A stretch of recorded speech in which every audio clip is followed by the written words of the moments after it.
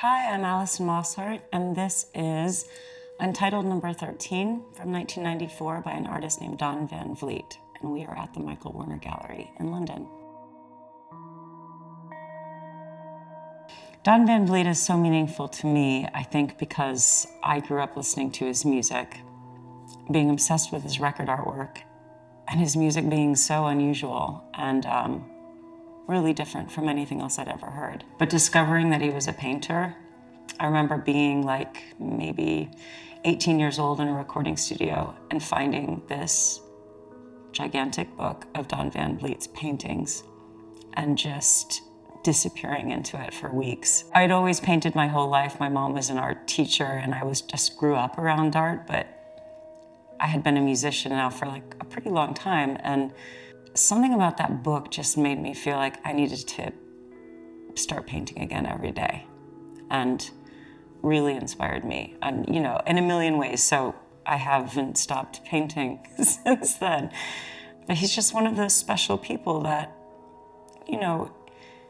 made music and sculpted and painted, and there was no kind of line, there's no difference between these things, and really, sometimes people have to be told that they can do all of those things. You don't have to be one thing. And he was just incredible at all of it. I love this painting because it's one of the last paintings he ever did. He only painted for, I think, around 3 years after this. He was ill, he was living in the Mojave Desert. Part of the reason I love this is because I hate the sun and I hate the desert and I hate being hot. And so looking at this painting and air conditioning is a real way for me to go there, because I'm not going there. But you can see like how he did a lot of like white and pastel, so it's so bleached out. It's just like the sun, the earth, the sky, everything is so bleached out. And then you have these, I don't want to call them primitive because I don't think in any way is he a primitive painter, but it's kind of like cave drawing sort of things. But then there's this thing called a brown star, which he painted.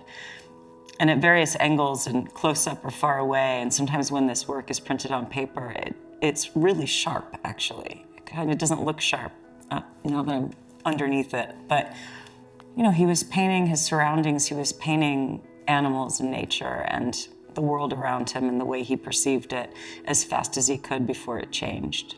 He's a painter's painter. I like musicians that are musicians, bands like that. Things that are maybe a little bit hard to sort of, it's not on the surface the most beautiful rendition of a bull in a desert. There's something so much deeper and so much more like blood and guts and human, and just, it's very hard to describe paintings. The first time I ever saw this piece was actually in a show here last year. But the very first time that I saw his paintings in real life was at the Michael Werner Gallery in New York. I had never known his paintings to be shown in the whole time that I'd been obsessed with him. And I went to New York and I walked up to 77th Street, I think it's 77th Street, and sat in this gallery by myself for hours and hours. And I thought, surely they're gonna kick me out. I am never leaving.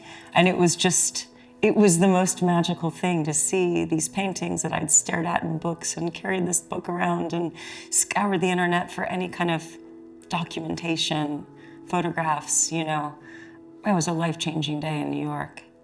So, and then the second show I ever saw was here, and it was last year. That's when I got to see this one. I really like Michael's choices and the things that he collects. It's a really interesting gallery. Every single one of their artists I love. I've never had a bad show, as far as I'm concerned.